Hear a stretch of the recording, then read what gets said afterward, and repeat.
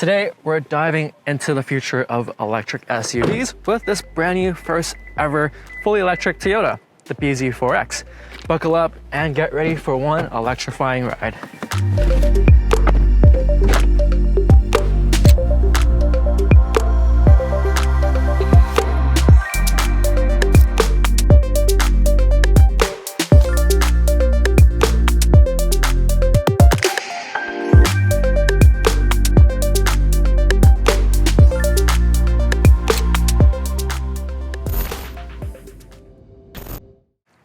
The BZ4X is definitely a head turner. It looks pretty sleek and futuristic, but it's not just for looks. A lot of it has to do with aerodynamics. Obviously, there's no front grille because it's electric. There are pass-throughs here for air to flow, and the drag coefficient for the BZ4X is only 0.25. There is no front here. Instead, you do get an actual motor stuff going on in there. You get full LED headlights with automatic high beams, and you will have your sensors embedded in the front there as well. There's a lot of plastic cladding that's going on though. There's a huge chunk of plastic here at the bottom and in the back, which kind of looks a little bit cheap, and even on the charging port. But at least you get level 1, 2, and 3 charging here. We have 18-inch wheels with really thick tires. From this angle, it kind of looks like the RAV4 with the muscular body lines that come around to the side. In the back, you have this Robocop-looking Venza Porsche / Hyundai taillight now. It's kind of cool. You get these little winglet things for aero, and again, a lot of plastic in the back as well. It's a pretty decent looking SUV, but I think it could go without the plastic. Stepping inside the BZ4X, it is all right in here. This isn't the fully limited trim or the XLE, it's an LE model, so you don't have leather seats in here. You get fabric, decent materials, a lot of plastic going on though, and you have this cloth dashboard. These seats are also manual in this model, but you can get powered seats with memory seating. There's also no panoramic sunroof or any sunroof at all in this car, but if you do get the limited version, you will get that as well. In the middle, you have the 12.3-inch MMI, which has Toyota's brand new UI, which is really nice. Of course, you do get CarPlay and Android Auto.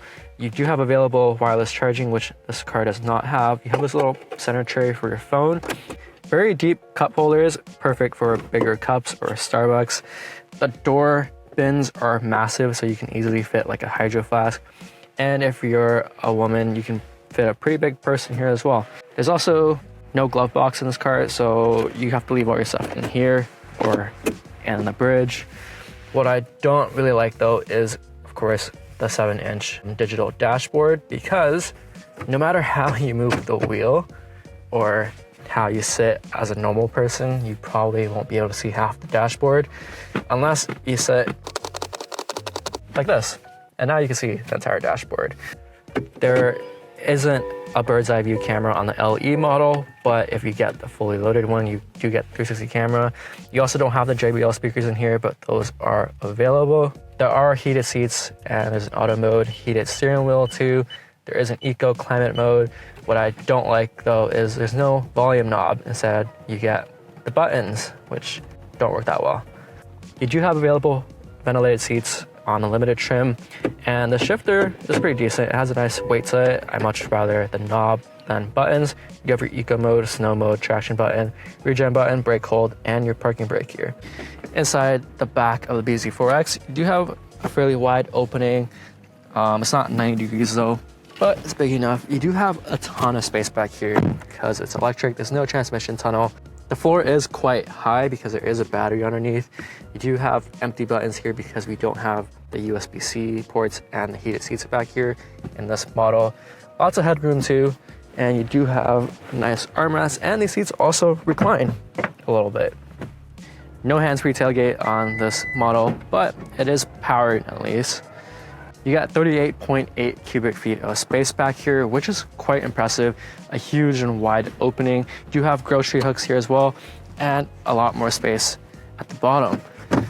You can also fold these seats down to open 56 cubic feet of space, but there isn't a manual for the back, so you will have to reach forward and fold them manually.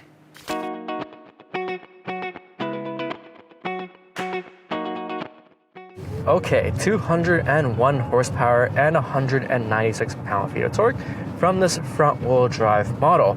There is an all-wheel drive BZ4X available, and that makes 214 horsepower and 248 pound-feet of torque.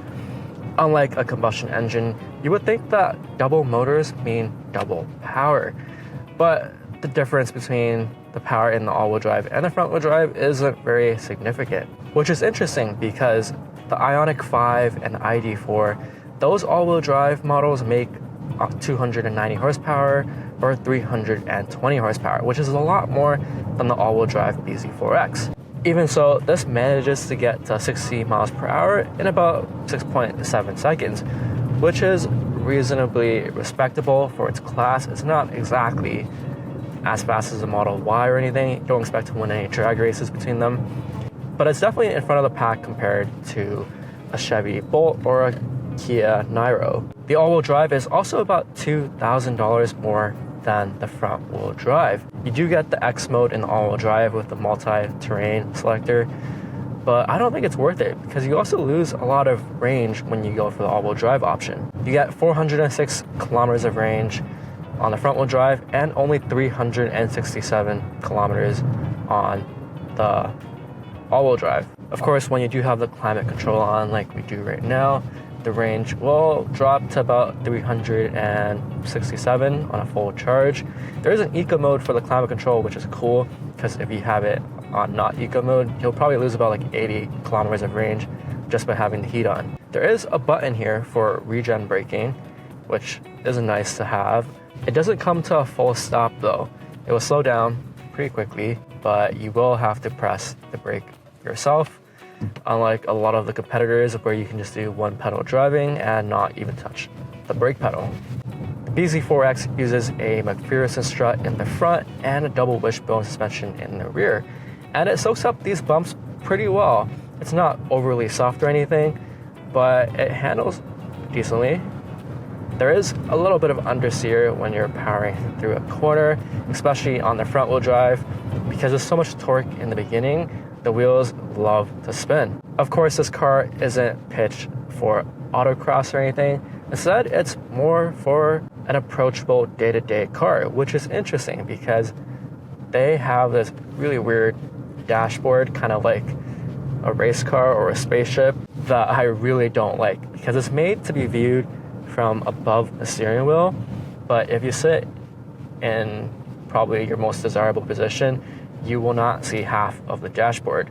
So you kind of have to sit really high to be able to see most of the things on there.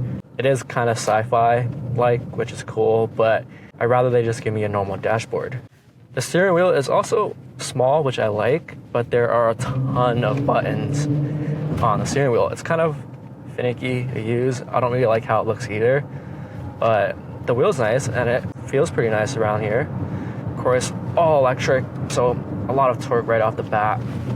Really zippy around here too, and you can hear that electric motor whine. Yeah, it's quick. The BZ4X feels in many ways like a first effort EV from a brand new company, but we had hoped Toyota might leapfrog the learning curve a bit.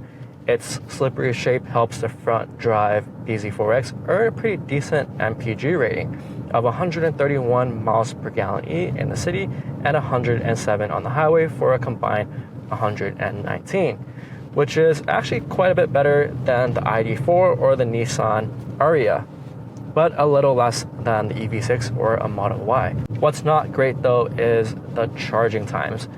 The charging rate tops out at 150 kilowatt, while the all-wheel drive only goes to 100 kilowatt. The Ioniq 5, for example, can support up to 350 kilowatt, and with basically the same battery size, it charges much faster. For home charging, it doesn't really matter because on a level 1 or 2 charger, it's basically the same charging rate, but for longer trips, the BZ4X could use some improvement. All right, check it around here, a little bit of throttle, understeer, okay. It stays really well planted though because the battery is underneath and it's zippy. Oh my god, okay, it's quick. It's nice though. Around this final turn, yeah, it's solid. All right, let's do a complete stop and do a launch control. On this front wheel drive model, we don't have any sport mode. We do have an eco mode and a snow mode though, but Let's give it a brake boost. On an electric car, it's nice. It gets to speed really quickly. It makes it really easy to drive through traffic, but it's definitely not as quick as the Lexus RZ that we tested last week, which is way zippier with 308 horsepower. It's still fun though. Surprising for a vehicle in this category.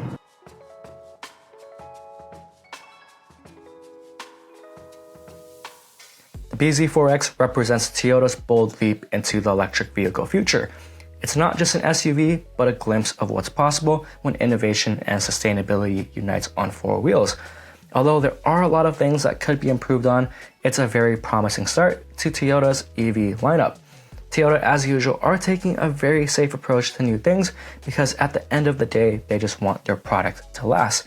They've been learning from the mistakes other brands have made, and they finally rolled out an EV that's quite a compelling choice.